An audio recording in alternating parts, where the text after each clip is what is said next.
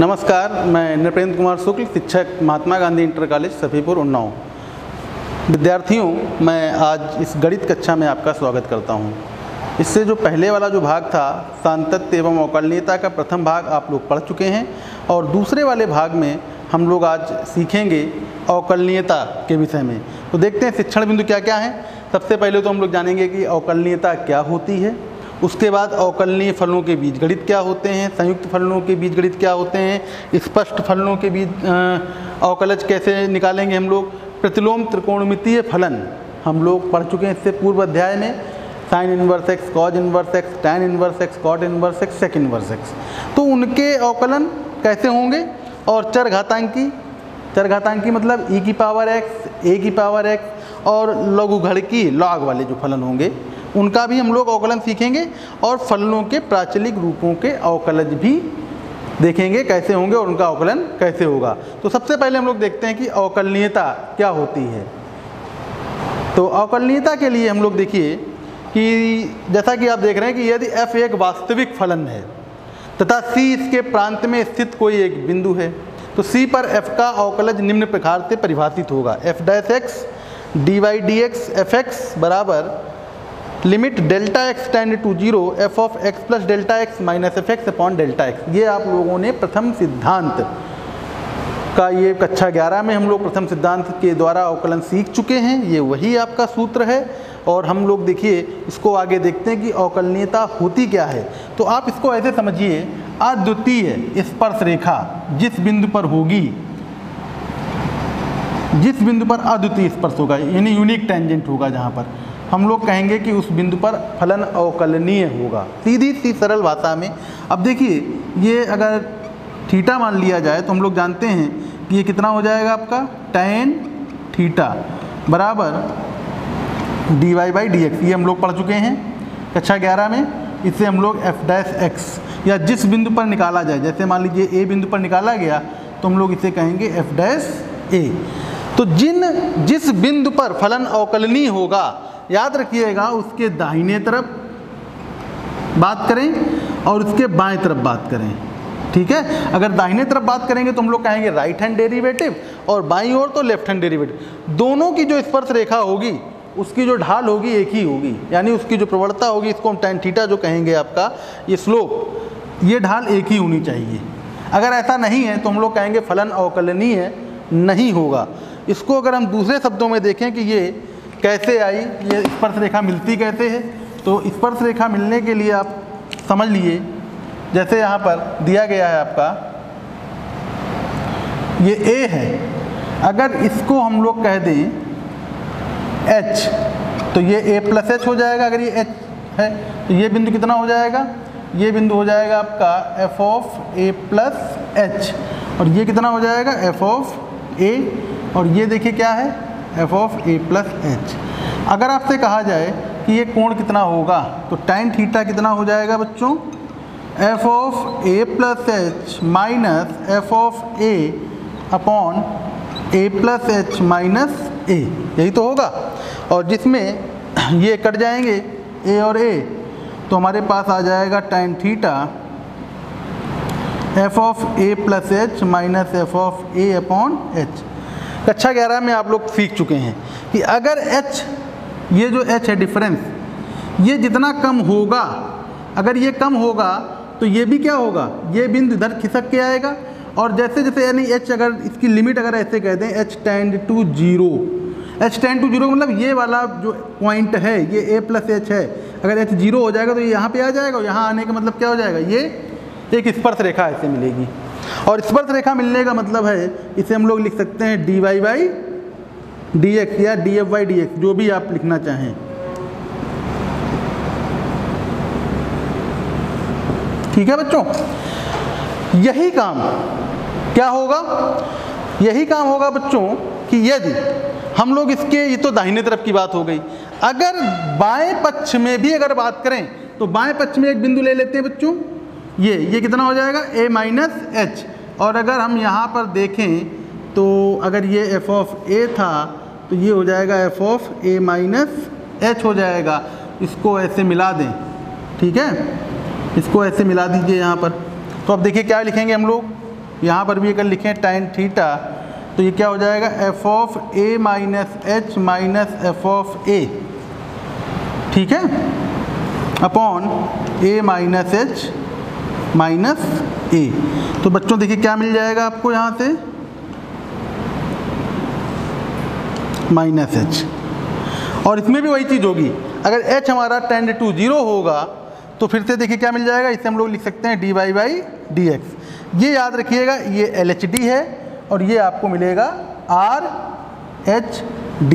तो इसको हम लोग पढ़ते हैं f डैश a माइनस और इसे पढ़ेंगे f डैश a प्लस। अगर ये दोनों बराबर हैं f डैश a माइनस और f डैश a प्लस, तो हम ये हो जाएगा LHD और ये हो जाएगा आपका RHD। तो हम कहेंगे कि इस बिंदु पर फलन क्या है, अवकलनीय है। अब आपको लगेगा कि ये कैसे हो सकता है, तो देखिए इसको हम समझ सकते हैं, इसको रब कर रहे हैं, इसको समझना है तो बहुत आसानी से समझ सकते हैं कि ये लग रहा होगा कि ऐसा नहीं होगा, लेकिन देखते हैं। दो उदाहरण लेते हैं। एक उदाहरण हमारे पास है ये, अगर आपसे कहा जाए कि इस बिंदु पर फलन देखना अवकलनीय है कि नहीं है, तो हम लोग क्या करेंगे, इस बिंदु पर एक स्पर्श रेखा खींचें ऐसे और एक इस बिंदु पर स्पर्श रेखा खींचें। आप देख रहे हैं कि दोनों की स्पर्श रेखा की जो ढाल है वो अलग अलग है। यहाँ पर अगर देखेंगे इसकी ढाल, इसका कोण अगर θ1 है तो इसका कोण कितना हो जाएगा θ2। दोनों की प्रवणता अलग अलग होगी, दोनों की ढाल अलग अलग है। तो आप देखिए ये जो राइट हैंड डेरिवेटिव इधर चलेंगे तो राइट हैंड डेरिवेटिव जो होगा आपका वो लेफ्ट हैंड डेरिवेटिव, दोनों के लिए जो स्पर्श रेखा है वो एक नहीं है, अलग अलग स्पर्श रेखाएं हैं। इसलिए हम लोग कहेंगे कि यहाँ पर फलन जो है इस बिंदु पर अवकलनीय नहीं है।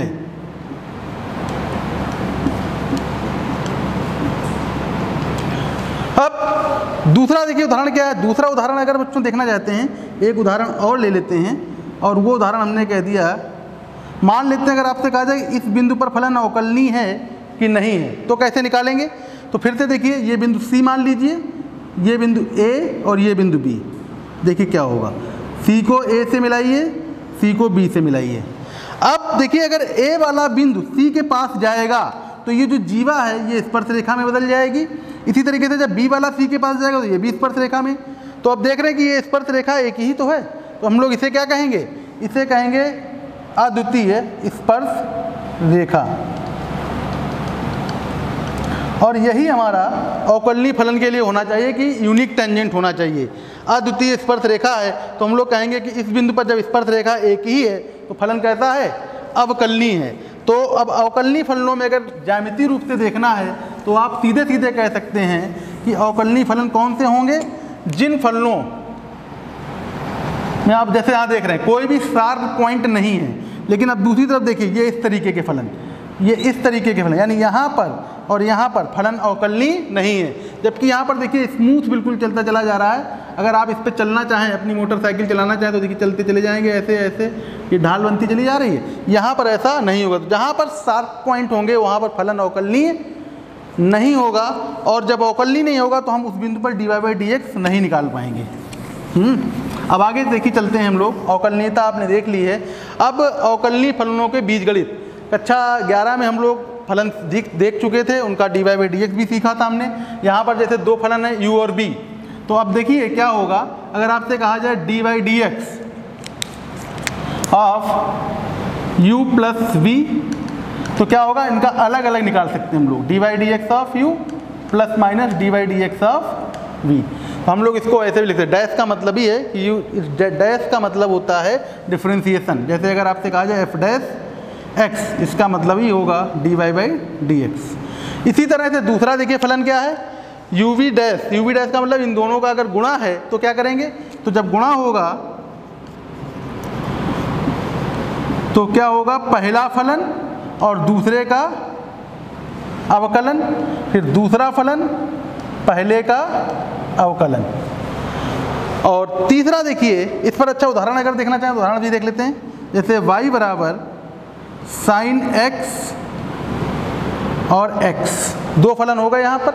इन दोनों फलनों का अगर अवकलन देखना है तो इस फार्मूले से देखिए क्या होगा, तो पहला फलन रख लीजिए साइन x, फिर दूसरा फलन dy by d x of x, फिर दूसरा फलन D by d x of पहला फलन। आप लोग कक्षा 11 में ये तब जान चुके हैं कि D by d x of x क्या होता है। तो D by d x of x 1 होता है और यहाँ पर D by d x of sine x कितना होता है, कॉज एक्स। इस तरह से हम लोग इस दूसरे वाले जो नियम है उसकी सहायता से हमने देखा इसका अवकलन ऐसे किया जा सकता है। चलिए तीसरा देखते हैं हमारे पास। तीसरा क्या है,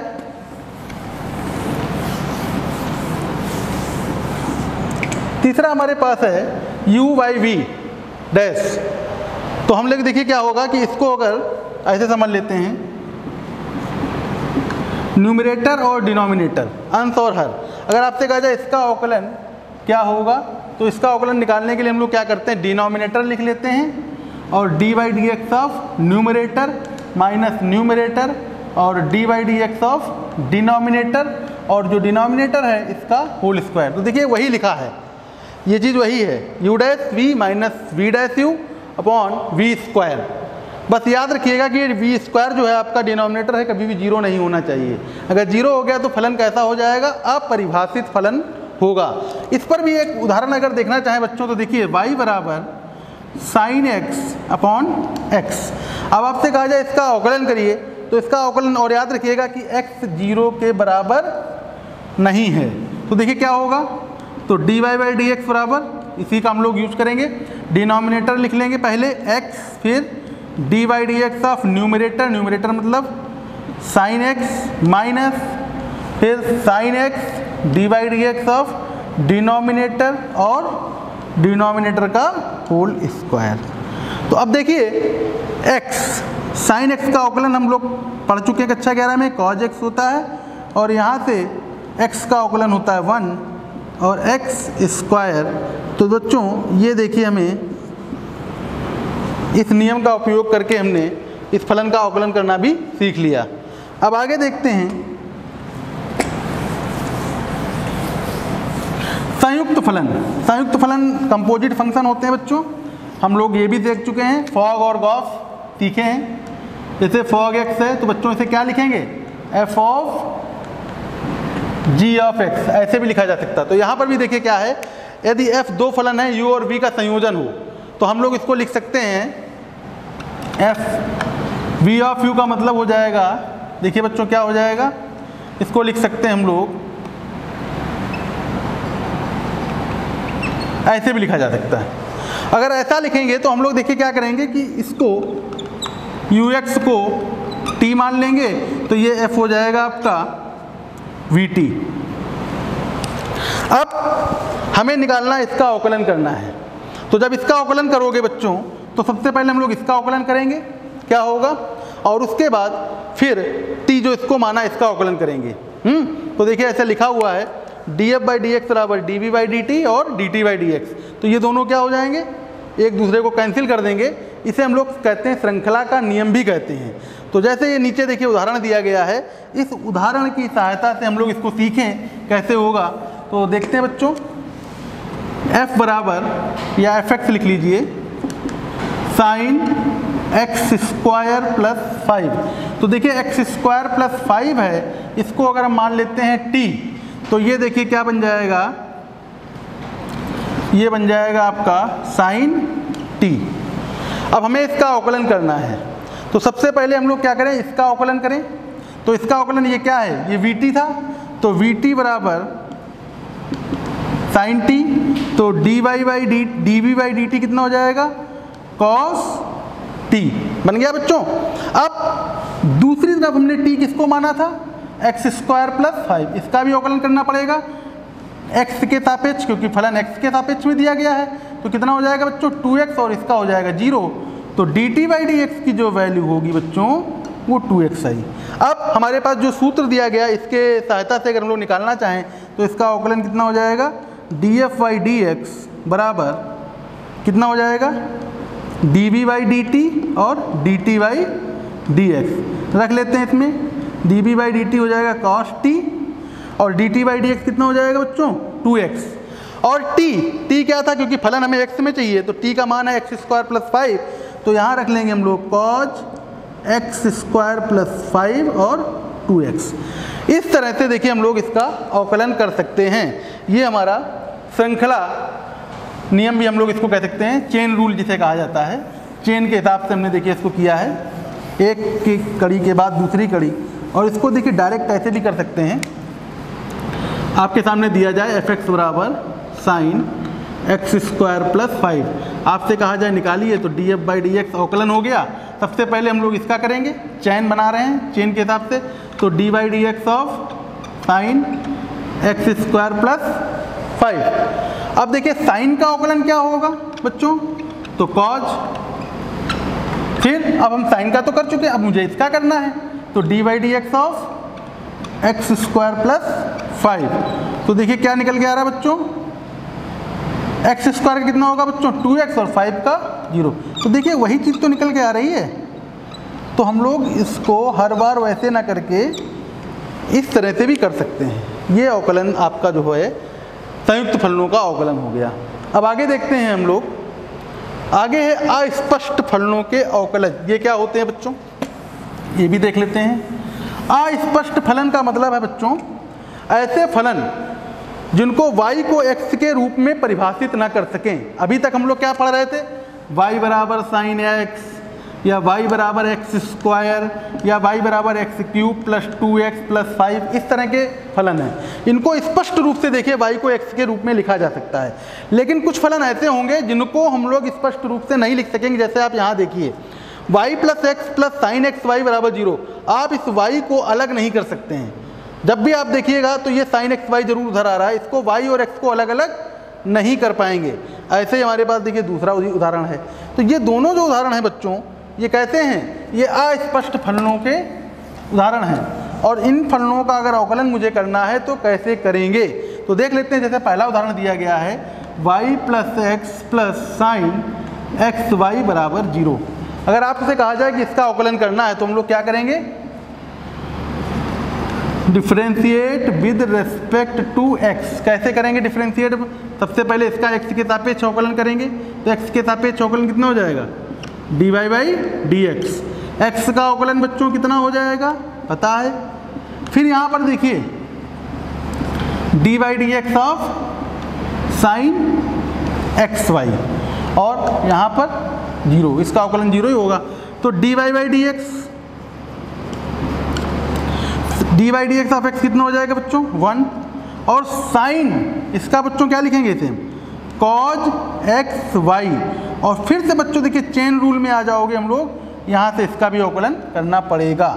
तो dy/dx + 1 + cos xy, और देखिए बच्चों क्या हो जाएगा, इसका जब करेंगे तो पहला फलन दूसरे फलन का अवकलन, फिर दूसरा फलन और पहले फलन का अवकलन।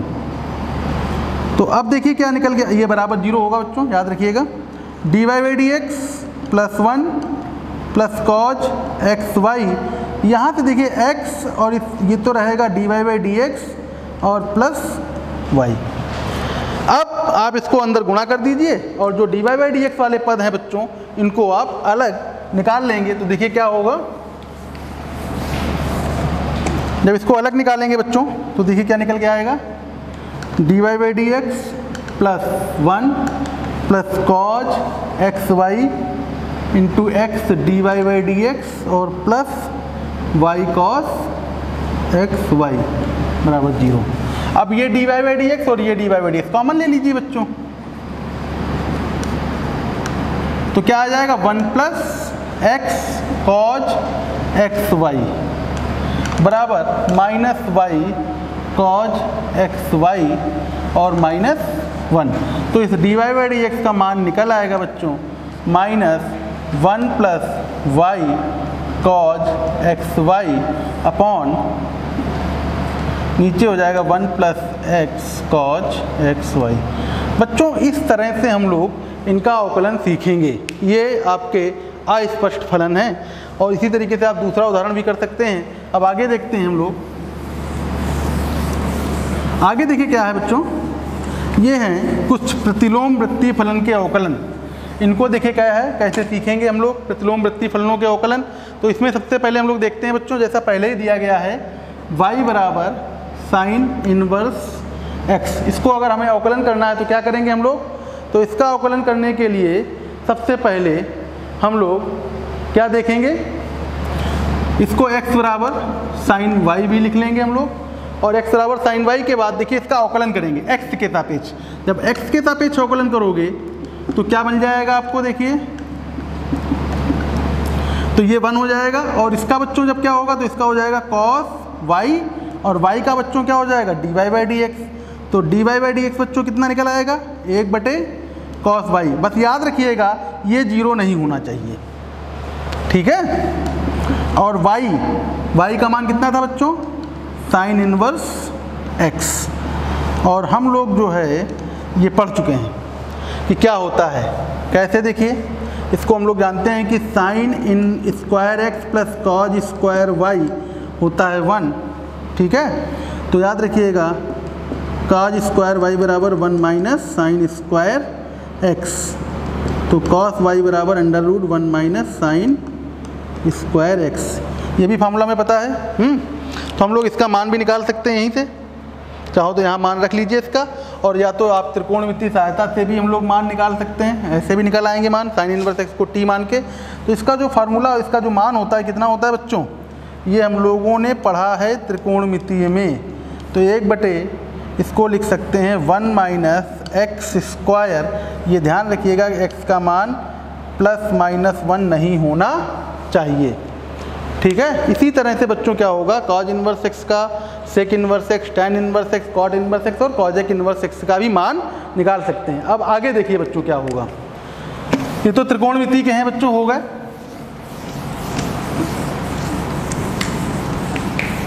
और आगे देखते हैं, ये आगे हम देखते हैं त्रिकोणमिति के बाद क्या है, चरघातांकी और लघुगणकीय फलन।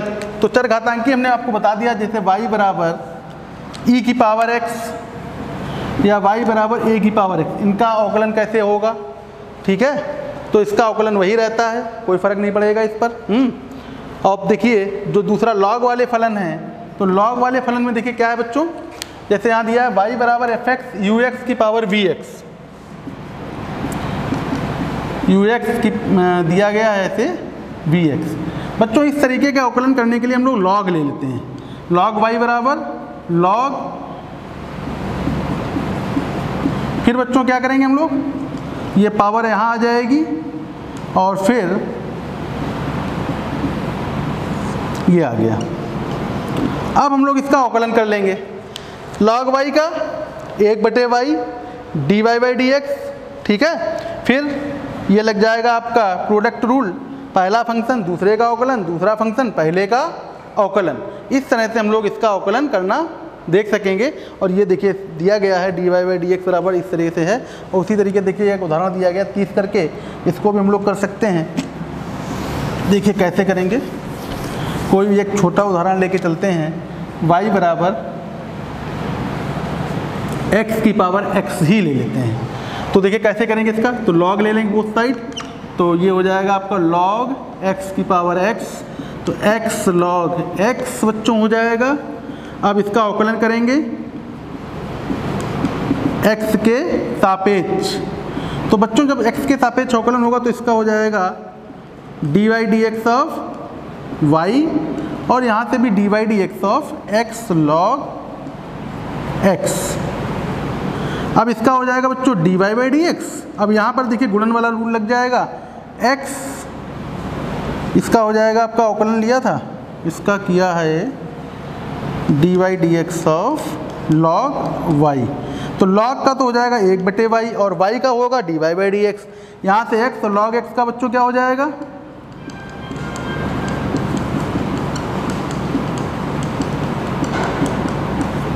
अब देखिए क्या हो जाएगा, इसका आ जाएगा 1/x और प्लस log x, इसका 1, ये कट जाएगा। तो dy/dx का मान बच्चों निकल आएगा, y उधर चला जाएगा 1 + log x। इस तरह से आप इन फलनों का अवकलन कर सकते हैं। अब आगे देखते हैं बच्चों, प्राचलिक। प्राचलिक देखिए क्या है आपके, किसी वक्र पर अगर समीकरण को ऐसा लिखा जाए कि इस बिंदु के x, y तथा z के निर्देशांक किसी अन्य फलन के रूप में हो तो वो प्राचलिक कहलाता है। जैसे यहाँ पर x बराबर cos t है बच्चों, तो हम लोग क्या करेंगे, इसका डिफ्रेंसिएशन कर लेते हैं। cos t है तो sin t। इसी तरीके से बच्चों y बराबर कितना है बच्चों, sin t है, तो dy बाई dt कितना हो जाएगा आपका, cos t। अब ये समीकरण 1, ये समीकरण 2। अब दोनों को क्या करें, dy बाई dt और dx बाई dt भाग कर देते हैं, तो क्या मिल जाएगा, dy बाई dt का मान है cos t, इसका है sin t, तो ये मिल जाएगा बच्चों dy बाई dx बराबर cot t। ये बच्चों इस तरह से प्राचलिक पदों को लिख सकते हैं। अब आगे देखते हैं, इसका और एक रूप है। ये आपके उदाहरण हैं, ये दिए गए हैं। इन उदाहरणों में देखते हैं, सबसे पहला उदाहरण जो दिया गया है बच्चों, cos x, cos 2x, cos 3, इसका अवकलन करना है। तो हम लोग क्या करेंगे, log ले लेते हैं। log कैसे लेंगे बच्चों, इसमें देखिए y बराबर cos x, cos 2x, एक थोड़ी सी हिंट है आपके लिए, ये ग्रहकार भी समझ लीजिएगा। log ले लेंगे बच्चों तो ये क्या हो जाएगा, log y, और यहाँ से भी log cos x, cos 2x और cos। अब बच्चों क्या होगा, log a b c को क्या लिख सकते हैं, log a b c को लिख सकते हैं बच्चों log cos x plus log cos 2x और प्लस log cos 3x। अब देखिए कितना आसान हो गया। अगर इसे अवकलन करना है तो कैसे करेंगे, तो x के सापेक्ष अवकलन कर देंगे,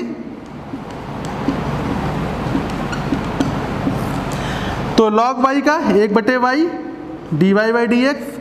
और इसमें देखिए क्या होगा, इसका जब करेंगे अवकलन तो dy dx of log cos x dy dx of log cos 2x and dy dx of log cos 3x।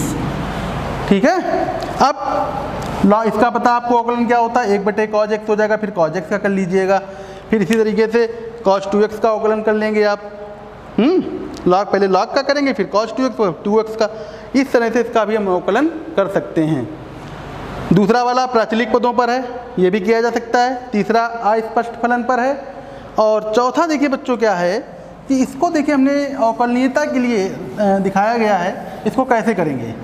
इसको देखिए बच्चों करना क्या है, ये mod x माइनस 1 है, और mod x माइनस 1 का जो ग्राफ होता है कुछ इस तरह से होगा। ये बिंदु 1 है, ये x माइनस 1 हो जाएगा और ये 1 माइनस x होगा। आपसे कहा जाए कि x बराबर 1 पर अवकलित नहीं है, ये सिद्ध करना है। तो कैसे करेंगे देखिए, अब हमने आपको बताया था कि जिस बिंदु पर अवकलनीयता निकालनी है वहाँ पर दो स्पर्श रेखाएं नहीं होनी चाहिए। यहाँ पर क्या है देखिए, इस बिंदु पर दो रेखाएं हैं, एक स्पर्श रेखा ऐसे खींची जा सकती है कि ये, तो इसका dy dx अगर निकालोगे RHD, ठीक है, तो ये वैल्यू कितनी मिलेगी, अगर इसका डिफ्रेंशिएट करोगे x माइनस 1 का डिफ्रेंशिएशन 1। इसी तरीके से LHD में बच्चों देखिए क्या आएगा, dy बाई dx करोगे तो कितना बच्चों मिलेगा आपको, 1 माइनस x का माइनस 1।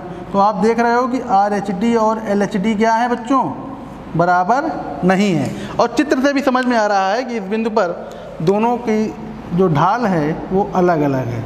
ठीक है, अगर ये θ1 है तो ये θ2। इस तरह से ये फलन अवकलनीय नहीं है। ये आपने आज सीखा। अब अगला जो भाग होगा वो आपका मध्यमान प्रमेय और रोली प्रमेय पर होगा। धन्यवाद।